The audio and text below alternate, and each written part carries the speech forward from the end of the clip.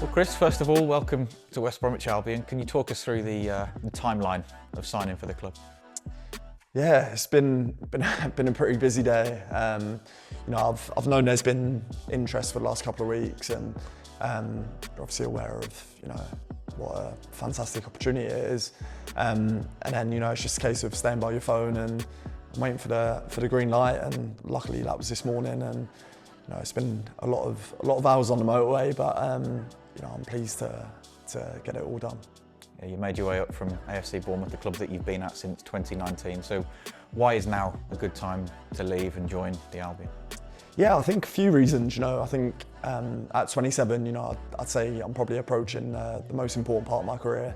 And yeah, I've obviously been at Bournemouth for a long time, but I think last couple of years I felt like I feel ready for a new adventure. And obviously last season had a really enjoyable loan spell at Sunderland, and I feel like this time around I'm ready to move on to permanent and find a home for the next couple of years. And the conversations I've had with the manager and people with the football club have been really positive, and like I said, hopefully now I can create something really special at this club. You mentioned about being 27. A lot of people will say that in football years that's your prime years. Do you feel as though you're coming into them, or do you feel you're already there? Yeah, I'd say so. I'd say, I feel like I've still got loads to give. I'd probably say last season was my first, season with, a lot of games that I've had in a long time. So yeah, I actually found myself playing some of my best football, and I feel like now, with that experience and with another promotion, hopefully I can, take that to here and have a really successful season, and like I said, see where that takes us. How much about Albion do you know? How much about the players do you know? The club as a whole? Yeah, a lot. Of course, naturally, I've played a lot against West Brom, and every time we played against them, it's been a really tough game. I remember last season, West Brom away, I think we won 1-0, but it was a bit of a smash and grab. And every time you face West Brom, it's going to be a tough game with a lot of quality players. So yeah, I'm now excited to be part of that journey, and I'm looking forward to meeting all my new teammates. And like I said, I'm confident that with the quality in the team that we can make something special here. You've got plenty of experience in this division and experience of winning promotion in this league as well. What are some of the key attributes for having a successful team in the Championship? Yeah, it probably sounds a bit cliche, but I'd say the most important thing is a good dressing room. And again, the feedback I've had already is that it's a really good group of lads, and I think both times I've been promoted, it's been a really good, infectious dressing room, and it's been an environment where everyone's been wanting to better themselves, and I think that's really important to then be successful on the pitch.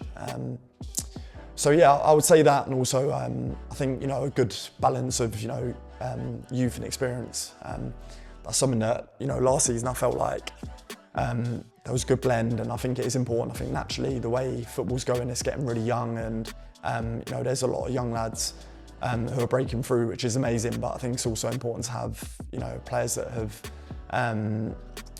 been there and have got promoted out of this league, because I think over the course of a season in the Championship, there's a lot of highs, a lot of lows, and there'll be times where you have to really grind results out. And I think having had that experience, hopefully I can help some of the young lads in the team, and like I said, I'm confident we'll be able to do that. You touched on experience, but what are some of your other best attributes in your mind?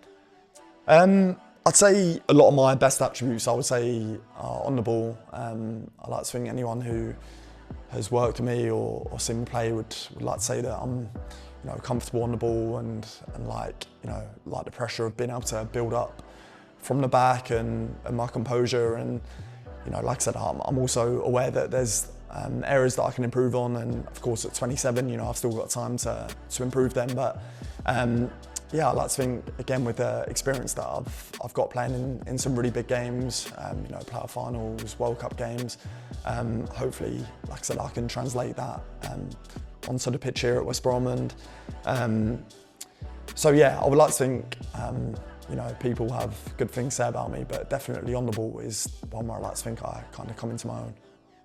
Ryan Mason was appointed in the summer. He's made a good start as well. 3 games in, we're yet to be beaten in the league. Have you had a chance to speak to the manager yet? Yeah, I spoke to him a couple of times. So I spoke to him yesterday and again today.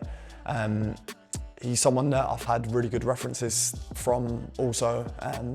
People that I've reached out and spoke to.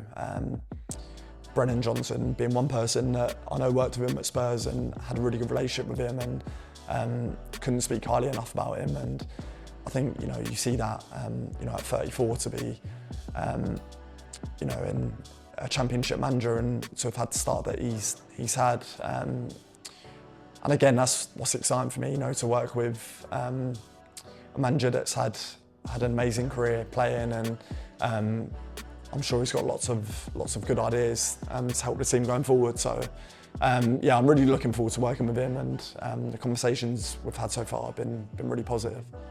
And just finally, Chris, you're an ambassador for a mental health charity, Sporting Minds UK. They're a charity that help young people in sport. Why is that so close to your heart, and what kind of stuff do you get involved in? Yeah, I think from a young age it's been something that I've always wanted to, you know, put myself out in the community and do a lot of, you know, good charity work and stuff. I think, again, when you were saying what would people say about me, I like to think, hopefully everyone, but you can't please everyone, but I like to think everyone would say I'm a really decent person and I've got good morals and good values. And you know, I think there's a big focus around mental health at the minute, and rightly so, because I think, you know, a lot of people feel like they have to suffer in silence, and I like to think there's enough awareness now that, and enough support networks that people can really reach out and get some really good help. And you know, it's something that I've experienced, my own challenges. It's something that I'm sure everyone in this room and everyone at some point around the training ground has experienced their own version. And I think, you know, it's important that you have people that have experienced it and have, you know, been in a better position for it. And you know, if there's anything I can do to help in the community or to help people or people in the academy, I think that's something that I've always been keen on doing. And it kind of started when I was at Brentford, kind of breaking through. I always felt like, you know, I was in a fortunate position. I kind of wanted to give a little bit back to the community, and it's something that's always stuck with me. So yeah, I'm a big supporter of, you know, mental health, and that people should always feel comfortable speaking about it. And I promise that however long, you know, I'm at this club, I'll always be someone that someone can speak to about it.